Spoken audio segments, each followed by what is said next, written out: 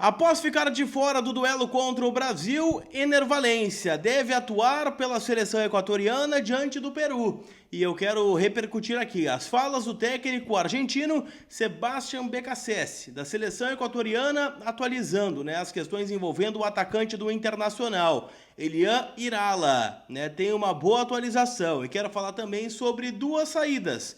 Wesley e Vitão, elas vão acontecer simultâneas ou uma venda pode segurar a outra? Eu te conto tudo isso depois da vinheta.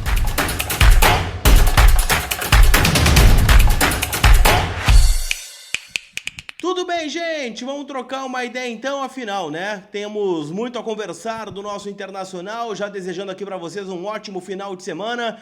Sábado de maratona em Porto Alegre, Maratona de Porto Alegre rolando aí nesse sabadão. Então, se você correu a maratona ou tá neste momento, aí acompanhando, o seu parceiro, seus amigos na Maratona de Porto Alegre, ou vai a Porto Alegre nesse final de semana, não esquece de passar na Inter Store Beira-Rio para garantir produtos licenciados do nosso Colorado. Lá você tem, a maior gama de produtos, camisas de jogo, camisas de treino, agasalhos, parká, produtos retrô, tudo licenciado do nosso Internacional. Se você não tem a condição de ir até Porto Alegre, a Inter Store vai até você. Lembrando que eles atendem de forma online todos os dias às 10 da manhã, às 6 da tarde. Então é só chamar no link que eu estou deixando aqui na descrição deste vídeo, tá certo? Turma, vamos falar sobre Ener Valencia. Afinal, como eu destaquei, ele foi desfalque da seleção do Equador no duelo contra o Brasil, empate em 0-0 lá em Quito. E agora, temos mais um compromisso nessa data FIFA, que é no dia 10. Jogo em Lima, no Peru, à noite, mais de 10 horas da noite esse jogo, o que provavelmente vai dificultar uma logística para que o Valencia esteja à disposição do Internacional no duelo contra o Atlético Mineiro na Arena MRV em Belo Horizonte, mas vai causar um certo incômodo, porque ontem, após o duelo contra o Brasil, o técnico Sebastián Beccacece deu uma declaração sobre o Ener Valencia. E ela foi ainda mais importante porque nessa sexta-feira a seleção equatoriana desconvocou dois jogadores. O Gonzalo Plata, que está voltando ao Flamengo para terminar a sua preparação visando o Mundial de Clubes, e o Campana, também foi desconvocado, ele que sofreu uma lesão justamente no jogo contra o Brasil. Se eles estão desconvocando jogadores lesionados e o Ener não está na lista de desconvocados, significa que sim, o Equador tem planos de utilizar o Valencia contra o Peru. Abre aspas para o Sebastián Beccacece. Vamos ver. Eles devem fazer algum teste. Eles, os lesionados, O Ener supostamente já teria alta definitiva na sexta-feira ou no sábado. Vamos ver como ele responde. Vem de 5 semanas de trabalho forte, vem trabalhando duro. Foi uma contribuição incrível a sua presença aqui. Como incentivou, como acompanhou os companheiros e tudo que transmitiu no dia a dia nas conversas que tivemos. Essa foi a fala do Beccacece sobre o Ener Valencia. O que dá a entender que de fato o Valencia, se tiver alta definitiva, significa que ele está fora do departamento médico. Agora, se ele jogar contra o Peru, é obrigação do Valencia jogar contra o Atlético Mineiro também. Afinal, quem paga o salário dele, é o Internacional. E o Inter está precisando do Ener Valencia, precisando que ele faça gols, que ele esteja à disposição, ainda mais que o Borré está machucado, esse sem nenhuma chance de jogar em Belo Horizonte, e o Ricardo Matias está no processo de transição. Não se tem certeza se ele vai conseguir atuar no jogo em BH, mas o Valencia então envolvido nessa situação, Então vamos aguardar os desdobramentos envolvendo aí o camisa 13 do Internacional.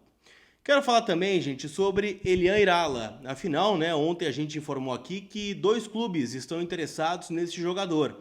O Fortaleza, que até tenho minhas ressalvas se de fato está interessado mesmo no Irala, visto que estão contratando o Valdez, que é da mesma posição que joga na América do México, e o Cincinnati, dos Estados Unidos.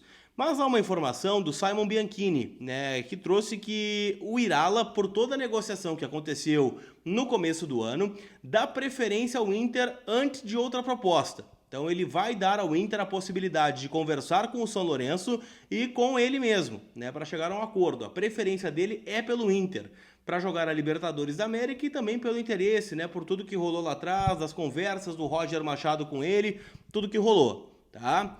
O grande ponto é que o São Lourenço estipula a pedida em 3,8 milhões de dólares, né? Um valor significativo aí para o Inter investir, cerca de 21 milhões de reais. Lembrando que na janela anterior a ideia do Inter era um empréstimo com obrigação de compra mediante, né? Metas atingidas no estádio de Beira-Rio.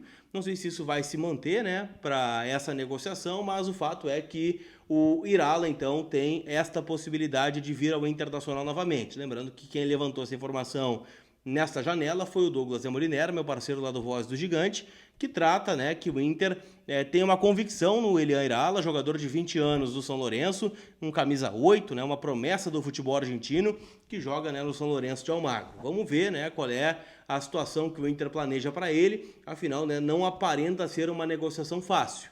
Vamos ver se o Inter consegue, né, desdobrar os argentinos dessa vez para trazer esse jogador aqui a Porto Alegre.